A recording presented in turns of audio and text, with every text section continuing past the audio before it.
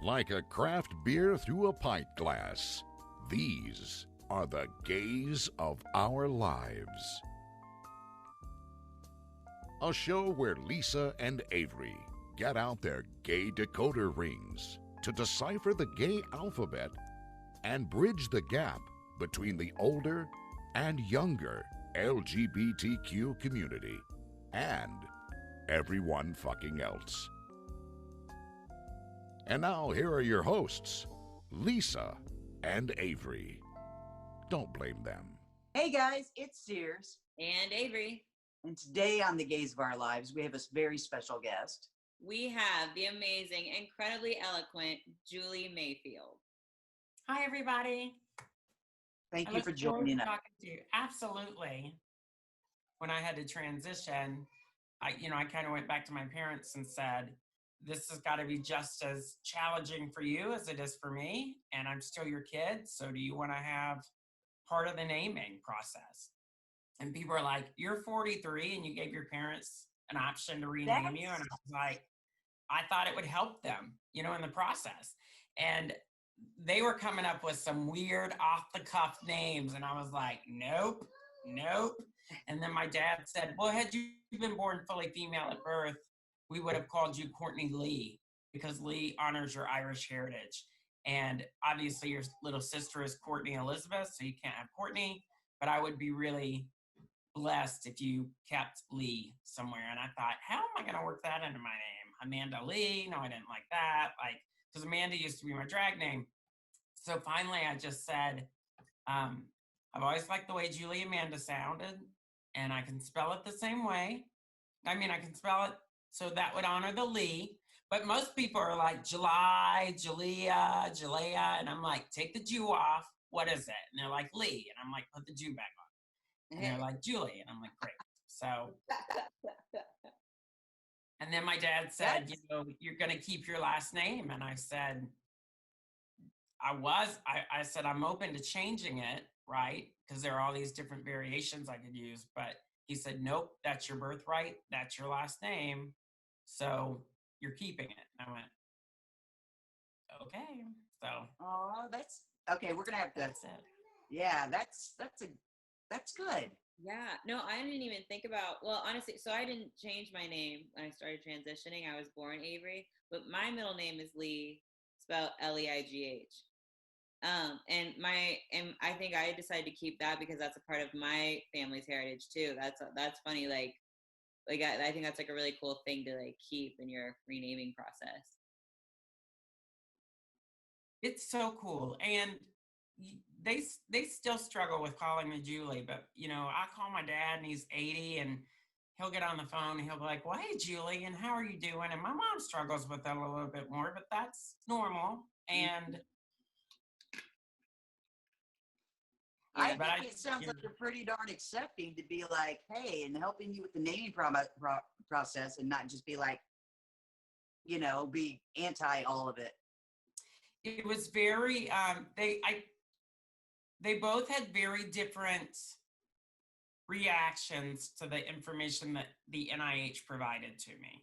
And, my mother is, they're both salt of the earth people, but my mother is very, she's always kind of put a high, I don't know what the word is I'm looking for, but appearance matters to her. It always has. And she's in the entertainment industry, and, what we look like on Easter mattered, and how we were perceived in public mattered. And so she really struggled with this. Really struggled with it at first. And my dad, who I thought would be, they're Trump supporters and they are Republican and Christian. And I just thought, this is pretty much just going to end the relationship, I think. I think that they're just not going to understand it. And I think, too, it's, people ask me all the time, are you trans? Are you trans? Are you trans? And I'm like, no, that's the umbrella I fall under, obviously, but intersex is not trans. And so I said, I think that was hard, because nobody really knows about intersex. And I understand why. I do understand all of that. And when you tell people, they're like, I had no idea that intersex people even exist. And you go, well, yeah, because the medical community for decades has said, if they're not XX and they're not XY, they're different, and we don't know how to deal with them as they move through life. So it's better just to abort them and try again. So for decades, we've been aborted. And as early as 2017, the United States convinced 65% of new parents that were going to have intersex babies to abort, and they did. And you think, 2017, 65%. 3 years ago. That's huge. 3 years ago. And Denmark in 2018 convinced 80% of new parents that we're going to have intersex. And people think that's just XXY. No, there are 39 different variations currently on the spectrum between XX and XY. So that's Down syndrome, XO, Turner syndrome, XXX, XY, like the general terms and thoughts in the medical community is, look at Julie, she's gone through all of this stuff. And then look at Ralph over here. He hasn't gone through half of that, but they're both XXY and you really don't know what you're going to get. So just abort them now and try again later. And my whole push is we lead very viable lives, right? They tell you early on, we don't know what you're going to get. They may be slow. They may be deaf. They may be on the autism spectrum. They may have autoimmune issues. They may not grow right. They may have identity issues. So all of these things, right? And it's almost kind of like a scare to any new parent. And then the parents are scared. Everybody's scared. And then we turn out excelling in school. And, it just takes that extra help. Mm-hmm.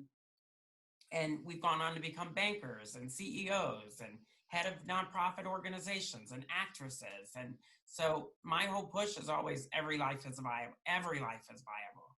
And my story is no different than your story. But if you terminate us, where do we go from there? So when people say, I was just on TikTok this last weekend, I got sucked into that vortex on quarantine. And, just sucked right in. And I thought, oh my God. And me and every other 40-year-old single woman and over. And I hit 6,000 followers this weekend. And I thought, where are they coming from? What's so important about my life that they're connecting to? And I clicked back through all the kind of things. And I did a couple of days ago, I did just a basic, people come into my lives and ask if I'm a male or a female. And I tell them my story. So I am XXY, and I explained it in 60 seconds or less. And it's gotten over 40,000 views and 800 likes. And people are like, oh, I thought that was hermaphrodite. And you have to go, no, hermaphrodism is sex organs. This is gender. Those are two different things. And you think, why do you feel like you're trying to recreate the wheel sometimes? But if it's not in their wheelhouse, it doesn't mean they're bad people. It just means that they've never experienced an intersex person. And so if I can shed light on it, then that's what you need to do, because that's where growth comes from, right? And I feel that way even in the gay community. I just got named to, in February, the board of Come Out with Pride in Orlando, and I'm in charge of community outreach. And I said, you really don't have beyond, and I said, and that's not anybody's fault, but beyond lesbian and gay, even though we have the acronyms, we don't really have a representation of those people at Pride. I mean, for whatever reason, right? They're trans and they stay at home because they're fearful of coming out, or they feel like there's going to be a backlash, or they're intersex and they feel like they're the only intersex person in Orlando because there aren't any community outreach programs and there's nowhere for them to go, and they don't feel a part of the trans community, and they don't feel a part of the drag queen community. And I said, we really have to do a better role and push to include everybody in the acronym. I mean, literally everybody. Oh, yeah. And everybody deserves a seat at that table. Everybody. Absolutely. So if we're gonna, add everybody to the acronym, let's add everybody. Let's make sure that the disabled people that can't get out of the house have access to Pride in October. Let's make sure that, I'm like, we really need, let's make sure the senior senior citizens realized that we wouldn't be where we are today without the path that they paved at the beginning. So let's get them back involved. So it's kind of like, that's my mantra, is educate everybody and include everybody at the table. That's awesome. And that's kind of what we're doing, because like I'm a 46-year-old lesbian. I'll stick with that for now. And, anyways, but we were, in the car, and I'm a breast cancer survivor. And he looked at me and goes, "I'm jealous of your chest." And I was like, "Get cancer, jerk." And then I was like, you have a choice. I didn't have a choice. Right. And then I started thinking about it, and I was like, that's like saying I have a choice to be gay. And I'm like, he doesn't have a choice either. And then I was like, and then we started talking, and I was like, we got to do something, because I don't understand it. And if I'm in the community and don't understand it, how are all these people that are not in the community going to understand it? So with education is acceptance. Last night, I was at the bar after the funeral. We all went to the gay bar in town here, and the person was waiting on us. I'm sorry to hear about that. And it's awful, but I don't know. I don't know. Anyways, I don't want to talk about it right now. The person that was waiting on us, I was like, they started talking to me like I knew him, and I was like, and they were like, "We used to work here," and I was like, "Are you they and them?" And they were like, "Yep." And I said, "I can't think of your name." They were like, "We're Facebook friends," and they had changed their name. And they are on T now and everything else, and plus a mask. And so I was like, and somebody kept saying she, and I was like, they. And they're my friends that are older, like she was 50, and she's like, "Oh, I didn't know." And I'm like, no, I'm just telling you for the next time you talk to them. It's just, and now I'm to the point that I ask people's pronouns. I'm like, "What are your pronouns?" Because, and I never would have done that if we wouldn't have done this show. Because I was clueless about all of it. And I'm going to admit that I was very stupid about all of it. And Intersex, very stupid. Is it Kane? Is that how they say their name? I think he says it Kane. Yes. Okay. I think Kane. I literally joined, I used to moderate a group on Facebook for XXY, and I left it because it was just sucking the life out of me, because I kind of felt like you're there to provide information and help people that are in regions of the world that have no help, but they weren't taking the advice. And then you go, what am I in here for if I'm, posting stuff every day and spending unpaid hours of it just was draining. So I left after a few years. And then I just joined the Intersex group for Intersex North America, because it's very broad. And I just thought, well, at least if I join that on Facebook, I'll have access to research and papers that are coming out, and I can kind of filter through. And Kane contacted me and said, "I think I may be in love with you." And I went, "Great." I was kind of like, okay. And he said, "I've been asked to do this blog, and I'm not a great speaker, and I know your whole entity right now is just teaching and educating and speaking out." And he said, "Will you do it for me?" And I was like, "Sure, I'll talk. Sure, I'll represent the community and talk." Well, there's a Wisconsin lesbian group that I'm in, because we want to share our show, so we joined all these groups. And somebody said, "Are you all real lesbians on here?" And they, it was some person out of the country that was just spamming the page. And Kane had chimed in and goes, "No, I'm an intersex male." And I was like, "Ooh, I would love to talk to you, because we need that. Because he educated me so much, and his name, he just officially got it changed just the other day." I was so happy for him. Yeah. I know. He was messaging me last night. He goes, "When's the episode? I don't want to miss it." But he educated me more, and I was just like, wow, I no clue. So that's why I thank you so much for being on our first Intersex. So, I mean, this is going to be a whole new world. I can't sing. I'm excited. Please don't. No. You can All sing. right. I used to work at Disney. I don't mind. You used to work at Disney? Yeah. What did you do there? Decades. I used to do characters, parades, and shows. So I was in entertainment. Well, I started in attractions in high school at Disney. I started at Universal, and then I left and went to Disney my sophomore year of high school in Orlando, here in Orlando. And then in college, I was like, I really want to get into entertainment. And so my freshman year of college, I came home over the spring break period and auditioned for entertainment. And then I got in and I ended up doing that through like 1998. And then my sister auditioned and she ended up working with a lot of my counterparts that I'd worked with for years. And then I went on and moved to New York and then still worked for Disney some and then moved out to LA and got a job working at the Disneyland Hotel. So Disney's been a big part of my life and one of my favorite jobs, but just at a time in my life where I thought I was gay because I just didn't have the information that I have now.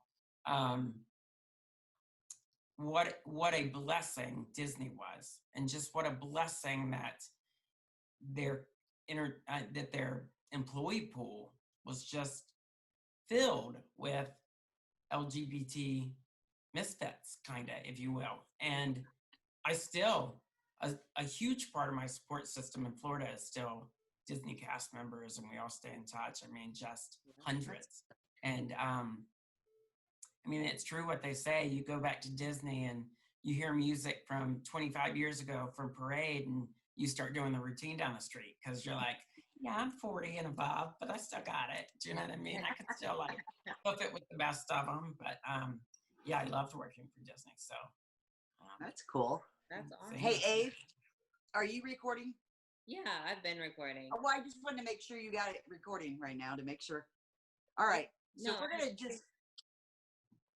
No, you want to start our intro and stuff now? I just figured we'd do it at the end and keep talking, and then we could Okay, that's fine too. That's fine. That's fine too. Yeah, we can. Well, yeah, the front part that we've already been talking, I think that we're definitely keeping that because it's. Oh, yeah. And then you'll this will run on Tuesday, right? Because people are asking, and I'm like, I think they run their stuff on Tuesdays, right? We run it on Tuesday on YouTube at 7 p.m. Eastern Standard Time, and then the audio for Apple and Spotify goes up Wednesday morning at 4 a.m. Okay, great. So, and hopefully we'll have this. We're going to have this edited by Tuesday, hopefully. I don't know if it's going to be this Tuesday or the next Tuesday. Okay. So just keep me posted and I'll run a 60-second blurb on TikTok and then I'll just share it on my social media too. So you're getting that kind of power behind it. And then I'll try and share it with, maybe I'll put it on the Orlando Pride. I'll ask if I can put it up on their website. So hopefully we'll get you some followers. And thank you. I love that. We also like release trailers too, and like that. I'm wearing my Pride ribbon, but you can't see it. I pinned it too low, and I'm not sitting high enough. I don't have mine on. I had mine on last night, but yeah, I had Orlando sitting up higher, you know, because I made sure I was wearing a shirt that showed my cleavage. I wear a pin always that's like it's a little metal ribbon, gay pride ribbon that says Orlando. So I always wear that. I always wear that one. But sorry. You're an actress. Date out of this. No, I'm kidding. You're an actress, is that correct? Yes, I am. Yeah. I trade. What all have you acted in? So most of the stuff I've done was when I was Bradford. But oddly enough, a lot of stuff that I got booked on as Bradford in Hollywood were female roles. So like I played a dead hooker on CSI and I played a Midwestern drag queen on Glee.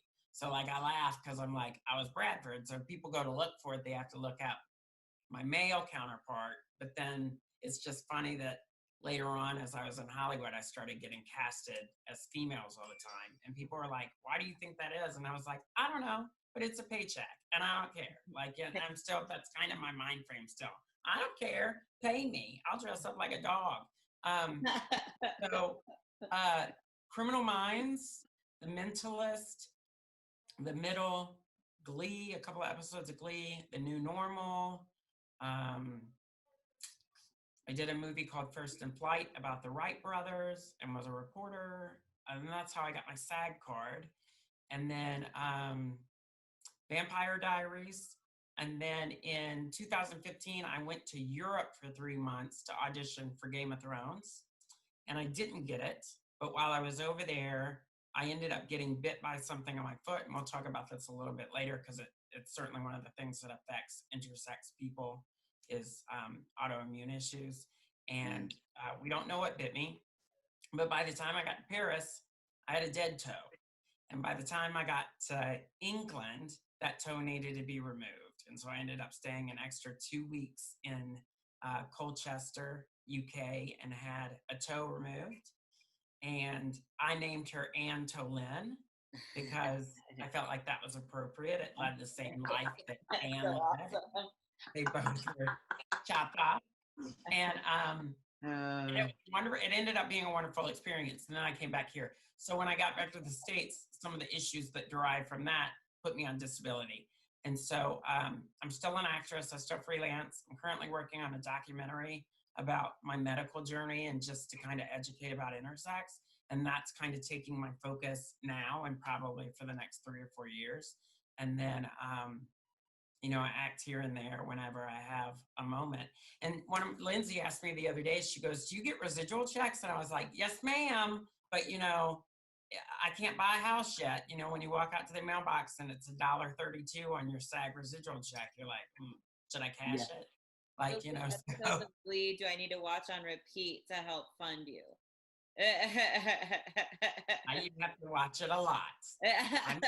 They've said that my producer said I need $315,000 to produce the movie.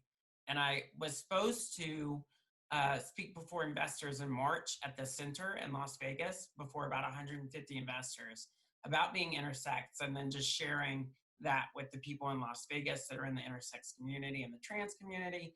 And COVID hit and I had to cancel. So next year, I think if everything comes back and is good for people, I think, we'll relook at starting funding again for the documentary. I mean, it's a labor of love. So it's hard to get that funding because they're doing one on me actually. And we just got into the semifinals of the trailer competition out in Hollywood. Great. So there are like 100 producers and stuff looking at it. And we got one guy that talked to my producer about the documentary and said, "I'm going to pitch this with my other movies." Stop. Sorry, it's my dog. As the docuseries or the the document, I don't know, docuseries or, Hey guys, it's Lisa with The Gays of Our Lives, and this week's episode is sponsored by my own CBD line through Denver CBD. It's actually the first one in town here that has vitamin D in it, and it's also helping with different causes. The strawberry flavor, 5% goes to cancer support community. The orange flavor, 5% goes to the National MS Society.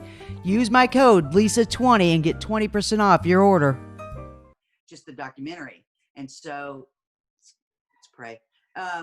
Let's hope that works out. But yeah, no, I mean, you understand then. You understand how difficult it can be. It's hard to get the funding.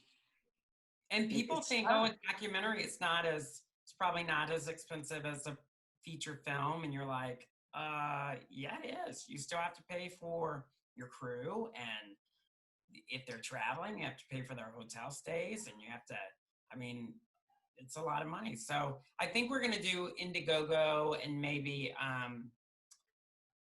I don't know. I can't even think about it right now because I'm kind of in the mind frame of people are struggling right now. And even though it's a great story to tell and there are great stories out there, I just can't find it in my heart to ask people to fund it.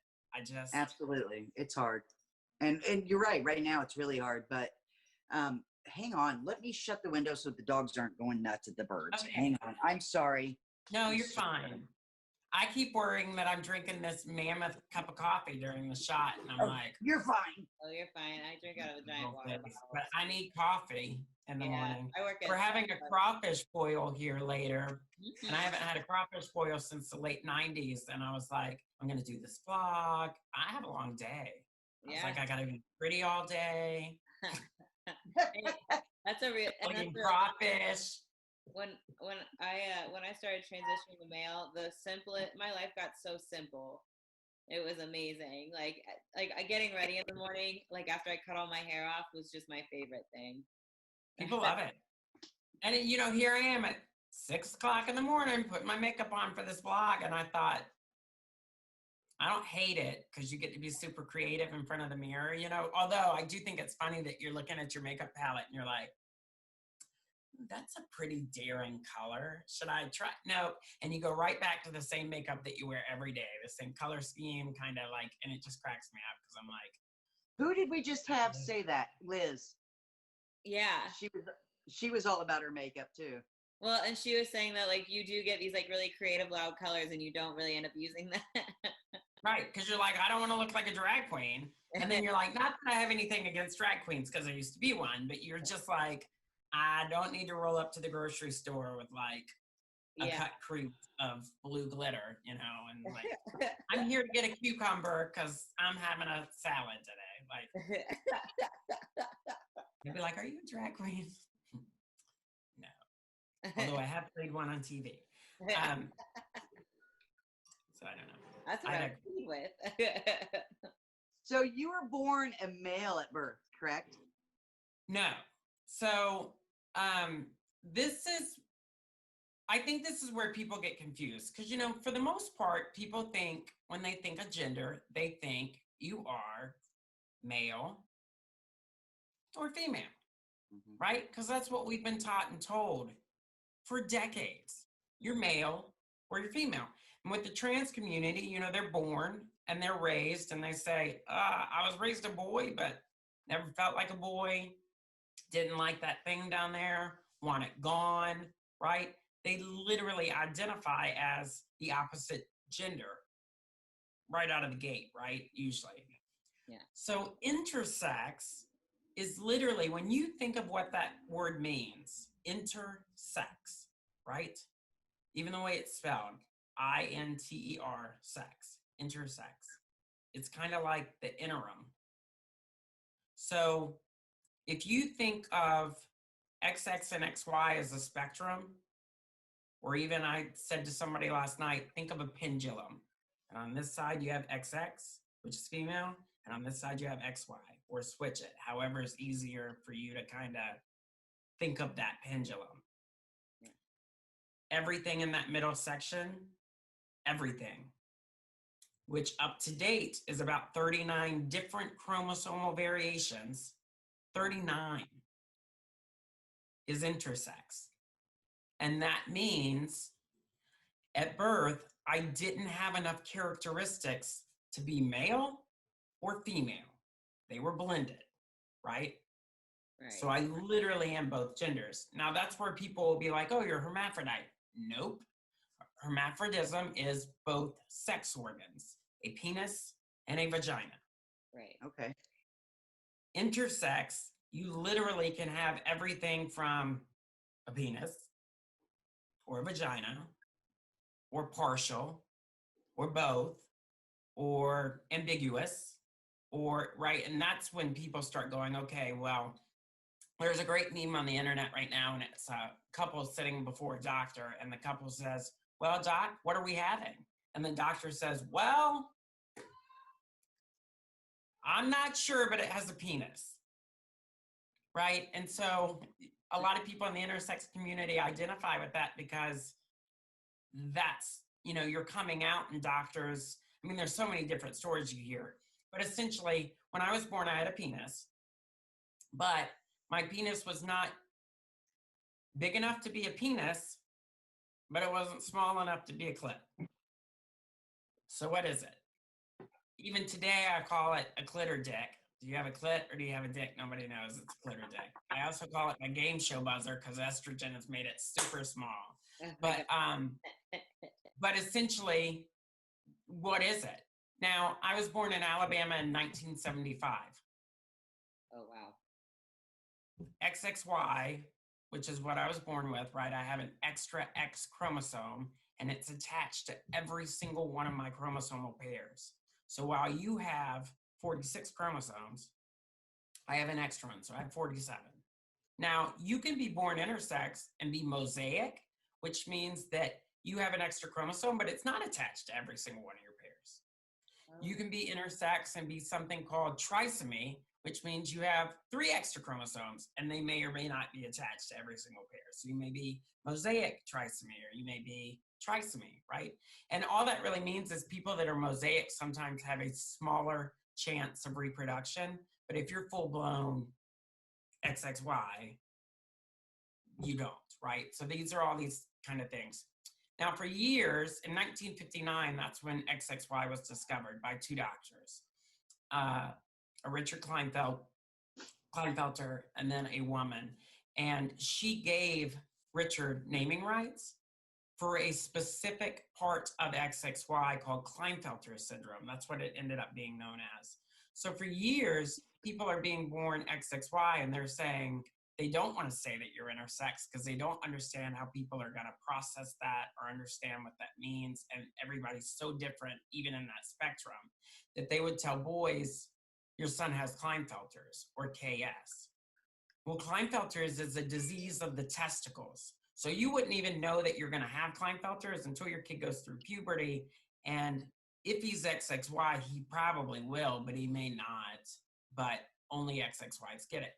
So guys are growing up and they're hearing as they go to like have babies and their wives are infertile or they're having problems that they're KS, and instead of saying you're XXY and you're both genders. And then that provides a whole nother socio-economic level to what people want to identify as, and they get upset that you're now telling them in their 30s that they're both genders and they never felt that way. But then you have people that are born in the spectrum and they feel both, which is what I felt. And then you have people that are born in the spectrum and they feel inherently female and they're ready to just kind of go that route. It's so convoluted at this point. You add in all the abortions, and then you add in all the medical that intersex people have. And I understand where the intersex community doesn't know where they're coming or going, and nobody will help them. So they feel trapped and just want to just be left alone. There are people that want to know what's going on with them. So essentially, I was raised male. No information from my parents. Some of the things that my parents noted early on that they were told don't worry about was my parents brought me home from the hospital and I slept for a full 22 hours the first day I was home. And my mom panicked and she called the doctor and said, he's not waking up. And the doctor said, right, Alabama, like this doesn't surprise me, but he yelled at her and scolded her and said, you should be so lucky that your baby would sleep that long. There are mothers all over the place that don't have sleeping kids. So what? Yeah. Sleeps 22 hours. Well, my mom at the time didn't know, and found out later at 43 that when my body is taxed and stressed, I have seizures, and they usually happen at night. I was born with epilepsy, and I was shaking in the womb, but they didn't know anything about it. So they didn't tell my mother I was having epilepsy. They didn't know, right? And we didn't know for 43 years that that's what was affecting me, but that when my body got super tired and sick, I would sleep for 18, 19, 21, 22. I've actually slept a whole day before, and my roommate said, I had to come in and put a mirror under your nose to make sure you're breathing.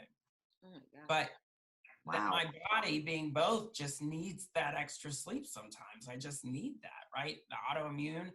But there's not enough research being done on any of us to really say yay or nay, this is what's going on. So 43 years, raised male. At 17, we moved to Orlando from Baton Rouge. We were living in Baton Rouge, and we moved to Orlando, and we went to go see the pediatrician. I was playing football. I was doing all the things I thought I should be doing to be more masculine, because I always felt split, about a 70-30 split.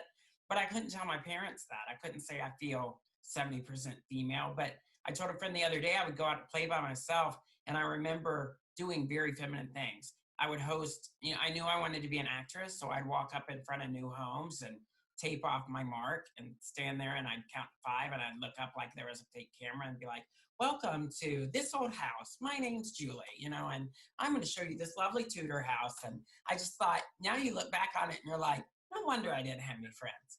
But, oh my God. But it also was conditioning for what I knew I was going to be later, which ironically has been to become this spokesmodel and spokeswoman about all these things that are important. but I definitely felt split. So I was playing high school football, and we went to go do the physical that I needed to get done for the school. And the doctor that we went to in Orlando had studied Klinefelters at the Mayo Clinic. And he said, your son never went through puberty and his testicle hasn't dropped yet. And I'm concerned. And I think the way his body's reacting and shaping and some of the learning issues he's had, and let's get him into therapy and do this, but let's also run this blood test. So it was at 17 that they found out that I had that extra chromosome. And my parents, I think, were just beside themselves that for the last 17 years, they didn't know, right? And now even the information being given to them in 1992, 93 was still really lacking. And so they knew that I was going to be infertile. They didn't tell me that information. They knew some other stuff that they chose as parents to not weigh me down with. And here I am thinking, I'm gay. I haven't come out to my parents yet. I like straight men. Yeah. It's 1994. Like, what do you do? Yeah. So fast forward to 2015 when I had that incident in Europe. And I'm in Europe and I wake up after surgery and the doctor came in and he said, you've had a lot of medical issues in the last 5 years. I lost XXYs and some intersex people because of our autoimmune. We suffer from something called tonsillorism, which is a bacteria in your jawline. It's in your bones, essentially. And I went to go have a root canal in 2013 when I was out acting in California. And I thought, I can afford a root canal. It's $600. That's expensive, but let me get it done while I can. And I went to the dentist and he said, you have 32 teeth in your adult mouth. And I said, yes. And he goes, all 32 need a root canal. And he goes, you can spend the next 9 months in this chair and we will give every tooth a root canal. But because of XXY and your autoimmune issue, that's not to say in another 6 months, we won't have to restart the process over and go give you another root canal on half of those teeth. And he goes, my recommendation is that we pull them and then we get you implants. And I went, okay. So we started to pull them and I went in one day and he said, do you trust me? And I said, yes. And he said, you have tonsillorism, which is a byproduct of being XXY. And he said, you have excessive bacteria in your jawline. And we need to break your jaw in 4 places and scrape over the next month all that bacteria out. Oh. And I was acting at the time and I was working on the Queen Mary and I was doing tour guiding stuff. And I was like, I had to wear a mask, kind of like we're wearing now. And it was a horrible time for me. And then they did it. And he was like, and then we had to speed it up because they were afraid my whole facial structure would slide because of all that bacteria. So we sped it up and then he walked back in and he goes, I hate to tell you this, but even after all the work we've done, your jawline's never going to be strong enough to hold implants. You're going to have to wear dentures the rest of your life. And I was 35. It was 10 years ago. And I was like, I'm an actor. And my jawline was going to change from healing and everything. Now you add being, having to transition and all the estrogen soften and my jaw's shifting again. So it's kind of like ongoing problems. But so I did all that. So then I had a bite. I almost lost a leg to a brown recluse. So all these things were happening. And then I went to London and I had this issue that we talked about earlier. And the doctor came in and he said, you realize this is all connected to you being intersex and XXY. And I went, no, I didn't know that. And he said, there's more research being done in Australia and UK than any other country. And he goes, and you're really going to have to fight and advocate for yourself when you go back home. But I implore you to learn as much as you can about XXY. Because he goes, your body's starting to shut down on itself. And I couldn't even tell you as a doctor here what you're looking at going forward. And he was like, I wish you the best of luck. He goes, maybe you should move to London. And I was like, don't tease me. Like, I will move here in a heartbeat because it was just great care. So I got home and had to go to a disability hearing. And a byproduct of having my toe removed And I think when I think of XXYs and I've talked to people, I know people that have some of the same issues I do, but I'm certainly on that grand scale of I seem to get everything that you could possibly get has happened to me. And so a lot of people I'll meet with and they'll be like, I don't have half the issues you have. But then you talk to them a little bit deeper and they may have prostate cancer and I didn't have that. So like sometimes you're like, it's kind of a trade-off. But I went home and because of the amputation on that left foot, I lost all feeling in both my legs below the knees on both legs. I have no feeling. And still to this day? Still. So I'll get in Lindsay's heated pool here in Baton Rouge and I have to touch the water or get in past my knees just to feel the temperature. Same with bathtub. So now I have to be super careful, to not fuck my feet up, or like, Oh yeah. So I go home and I start getting really involved in XXY and I joined that moderation program on Facebook and I was learning as much as I could and I was sharing as much as I knew. And the NIH, I found out that the National Institute of Health in Bethesda, Maryland was doing a study on XXY males. And you had to go through a screening and then if you were accepted, they would fly you to Maryland, pay for everything. You would be there for 1 week. And they basically would get all the information they needed for their study, which I still have no idea what they were doing or what they were studying exactly. And then, but I would get a blueprint moving forward for the rest of my life. So I decided, because I wasn't married, I wasn't in a relationship, and I didn't have kids, that I would take one for the team. And for the future of XXY, I would go do this study. And hey, I'd never been to Maryland. It would be like a vacation, right? Yeah. So they pay for you to bring somebody with you. And I chose not to take a friend or family or anything. And so I went as Bradford. And my first day there, they walked in and they said, did you bring anybody with you? And I went, no. I'm like, why would I want to worry about somebody else in Maryland while I'm having to go through whatever I'm going through? And I'm a big boy. I can handle this. Like, I got this. I just had a toe removed. And they said, well, you should have brought somebody with you because by Wednesday, most of the people that do this study have a mental break. And I went, Could have, should I have told was me. like, okay. I saw Stranger Things a couple of seasons ago and I was like, God, it looks like the NIH, like the protocol and everything.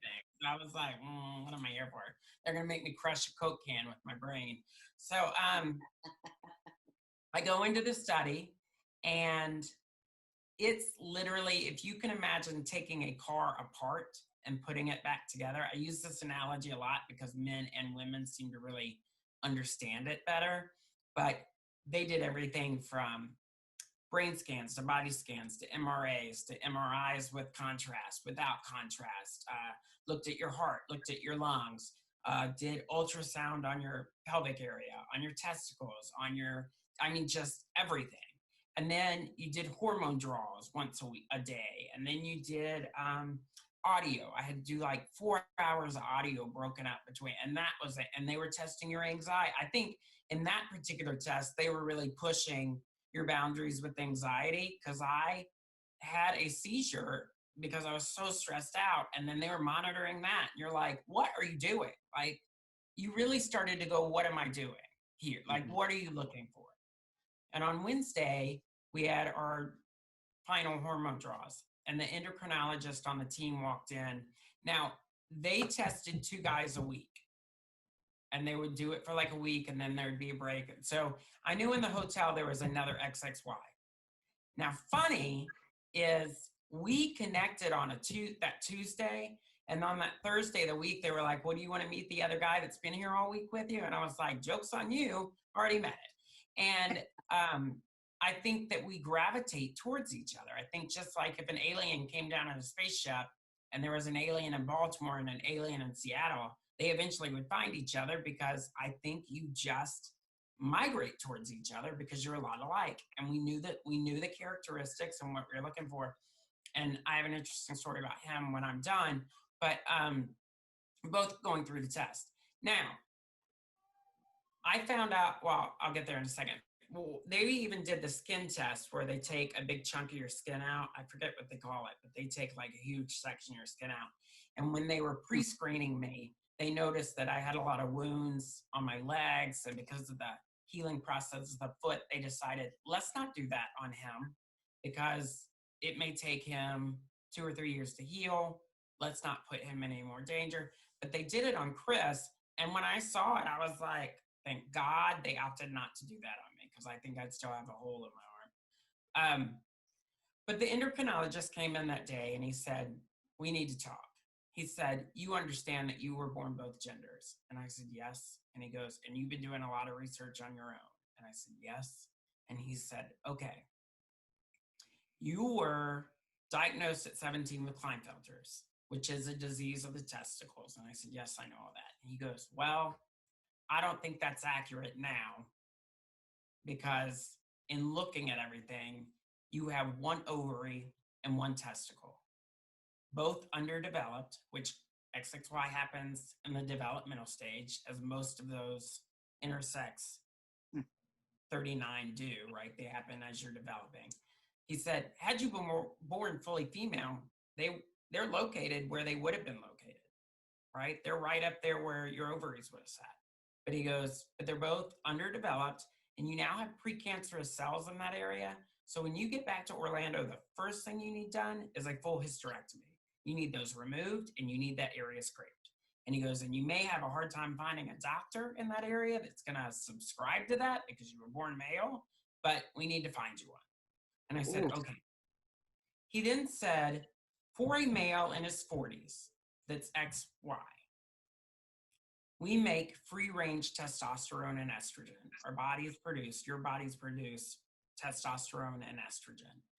And the free range for males in their 40s, and in the 40s is when it starts to slope off and decline, and that's why you see guys taking HRT for lifting weights and stuff like that. He goes, their free range should be between 630, like 840, 850. I said, okay. And he goes, yours is 7.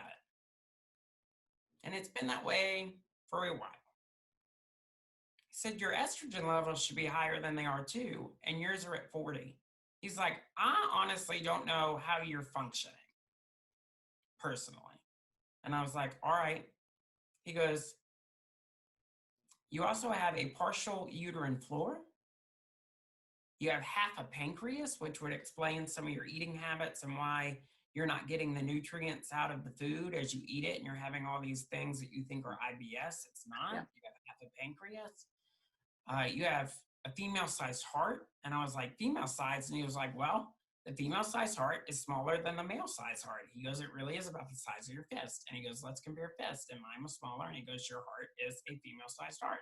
He goes, your lungs are the right size, and they're clean, but most XXY males end up having lung problems. He said, what's ironic is most female XXYs end up having heart problems. And that's how this study actually started, was with female XXYs. So we're going through all this, and then he said, okay, here's the tough part. He goes, you now have osteoporosis of the lower back and spine and lupus. And the wounds that are showing up in your legs and your feet are because of the lupus anticoagulant. And he goes, there's no cure for either. And you needed to be on copious amounts of estrogen yesterday. And I said, thank God you were in London, though. I mean, originally when he found all this stuff out.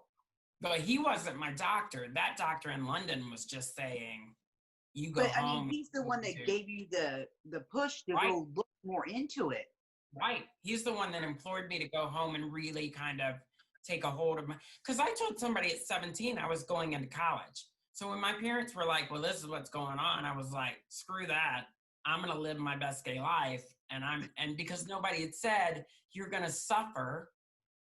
One of the things I forgot to mention is I was on so much testosterone at 17 because the medical guidelines at that time were, he's male, he has a penis, so let's just put him on testosterone and he'll level out by the time he's in his 30s.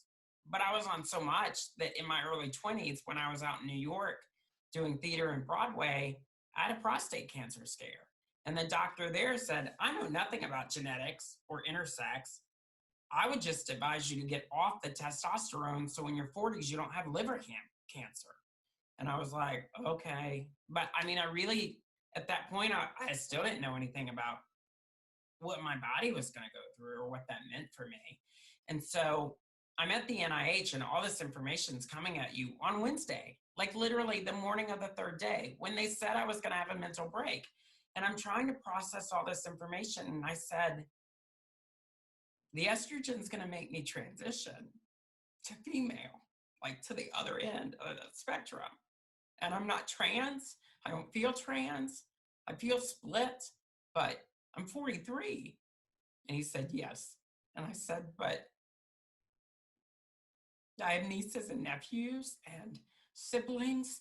And I was really worried about the impact that it would have on my parents. And I said, I'm an actor and I have an established career. And I just started to get really emotional. And I said, okay.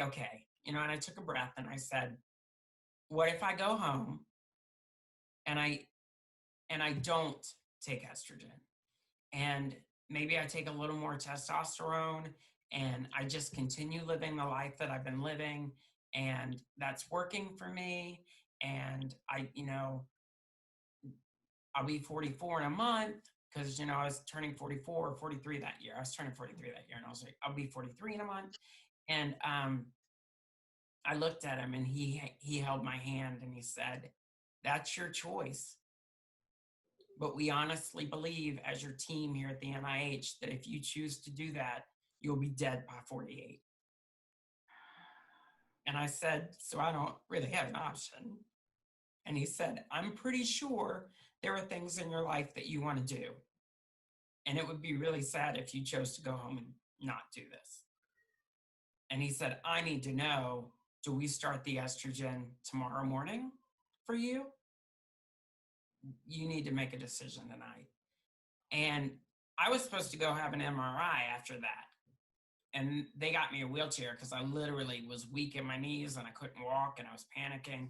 And the lady that was running the study came out. She said, go back to the hotel. You have a lot to think about. And don't worry about the MRI. We'll reschedule it for Friday. You need to go home. And I went home and I called all of my dearest friends. I left my parents for last. I called my siblings. I said, please call me back. I really need to talk to you about this. My siblings were all of the mindset of, we kind of figured and we kind of knew, but we can't really talk about it. And we haven't talked about it. My family's not big on communication. But they all kind of came to my support, right? My sister said, it's not my life, it's your life. You do what's best for you and we'll figure it out. We'll figure out how to still love you and we'll figure it out. And I called my parents and my mother, actually her first reaction was, well, you've had a great life, we'll make sure the next 5 years are terrific and let's just throw this kind of behind us and move on. And that was hard for me because I felt like she was signing off, like, well, and my dad got on the phone and he had tears. You could hear the tears. And I've never heard my dad like really get emotional. Super strong with his faith, just super strong. And he got on the phone and he said, you're my kid. And he goes, and I feel really guilty about what we've known and what we haven't known and what we've shared and what we haven't shared. And he said, at the end of the day, I would rather have you in any form for the next 10 to 15 years than to lose you in 5 as my son. He said, you're going to go back in tomorrow and you're going to tell them to start the estrogen. And I could hear my mom kind of protesting a little in the back and I get it. I get it. Now, 2 years later, I totally understand everything that they've been through. I mean, I get that. But I went back into the doctor that next morning and I sat there and he goes, I said, give me the estrogen. And he went, how do you want it? Pill, patch, or injection? And I said, now I'm on the patch and the pill, and we'll talk about that in a second. But he said, you need to be on just a shit ton of estrogen. And I said, how much are we talking for the rest of my life? And he said, yes. And I said, he goes, well, let's explain it like this. He goes, most trans people are on 3 to 4 milligrams tops a week because of all the blood clotting and the DVRTs and everything that they experience from hormone therapy. He goes, but you're going to need to probably be on anywhere from 32 to 38 a week. Wow. So he goes, you're going to be on like hyperdrive and you're going to transition really fast. And he goes, I need to know that you're mentally prepared for all of that. And I looked at him and I said, I was raised Christian. God doesn't make mistakes. I have a purpose. And I said, basically, you're telling me that I've been in a Ford Pinto for 43 years. The windshield's cracked. The windshield wipers don't work. There are no seat belts. The seats are frayed. The mirrors are falling off. The bumper's dented. The paint's scratched. Everything's just kind of, it's just a clunker. And I said, but you're about to give me a BMW S-Class convertible to finish the race set. Same driver, just a much better vehicle and vessel. Same soul, same person, just a better vehicle that'll get me to the end of the race. And he said, yeah, I like that analogy. You're ready. Go home and start. And I went back at the end of that week, still unsure. And I went to my doctor, who I was blessed to have at the time, because he was a friend of a friend and in the gay community. And I said, here's all my records from the NIH. Get ready. We're up for a bumpy ride. And he said, new doctor. And he said, let's do it.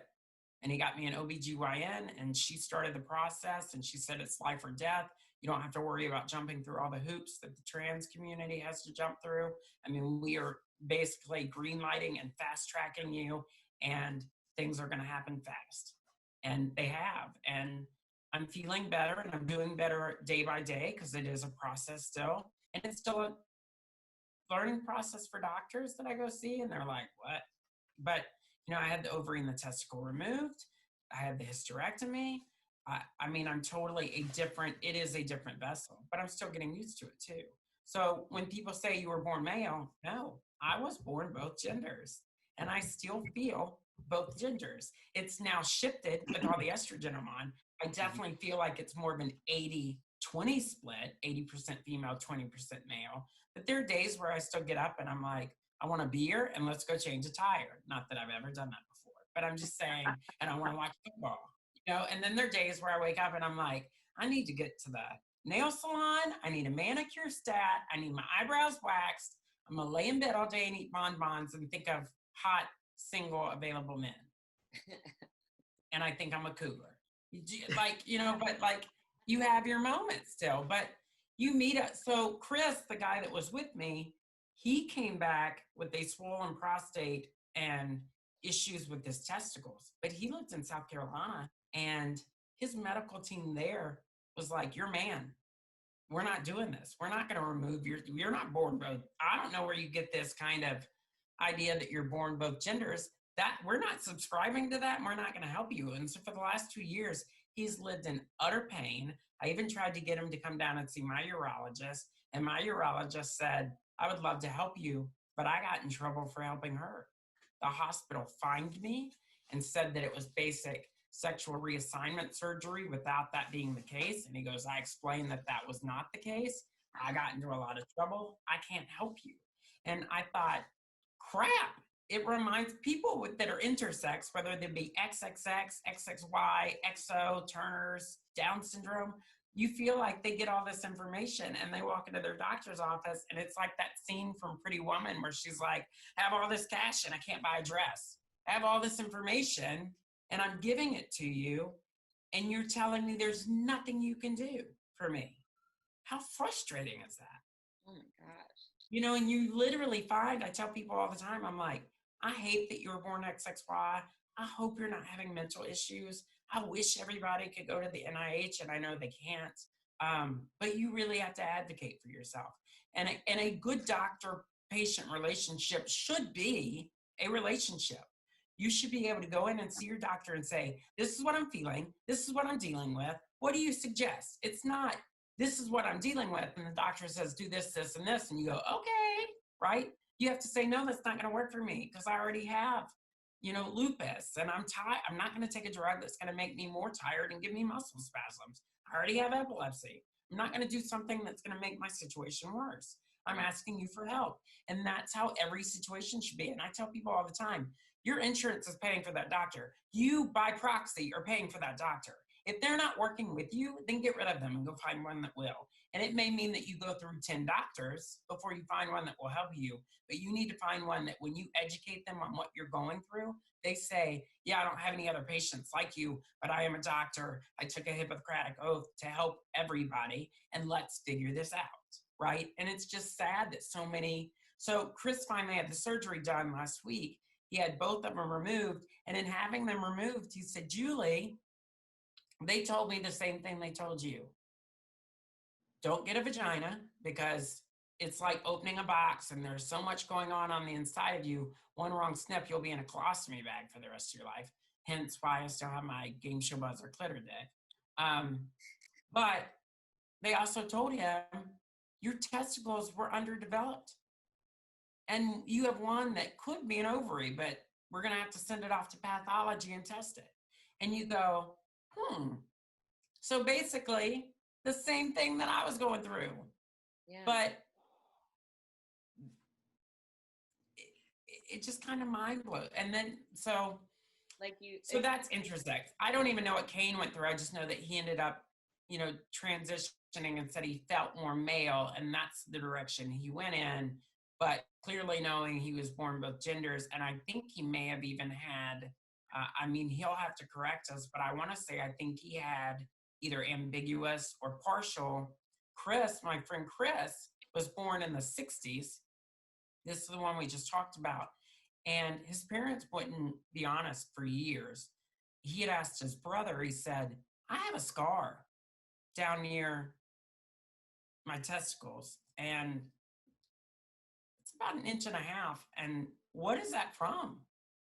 And his brother, who's also gay now and has a boyfriend and everything, I just think genetically, he said, I'm not sure, but that's something you definitely need to ask mom and dad. And so Chris was asking his parents, they're a lot older, and they've kind of been like, we don't know what you're talking about or whatever. And his mother finally admitted to him when he went in to have his testicles removed. She said, when you were born, they kept you at the hospital for 10 days and we didn't get to see you.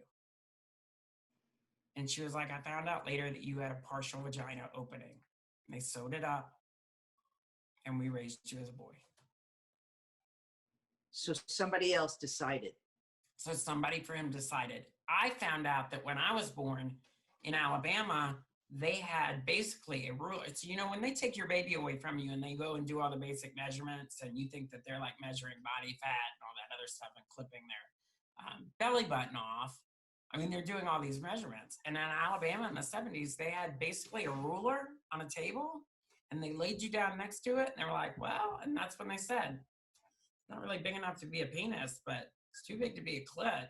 Yeah, it's a boy, right? I didn't have to have extra surgery, but they didn't know any of that other stuff. There was not a way to test back then. Now they test prenatally, but then that's when they're going forward and saying, hey, your kid may come out with an extra chromosome and we don't know what they're going to be dealing with. So just abort them and try again. And the parents are like, okay, right? Or you may have those parents that are like, absolutely not. We've been trying to have a baby for years. This is our baby and we're going to figure it out. But then doctors don't help them for the first, 10 to 15 years. And they're literally flying blind through puberty. And this has been Gays of Our Lives. Make sure to check out the Gays online at www.laughs.life.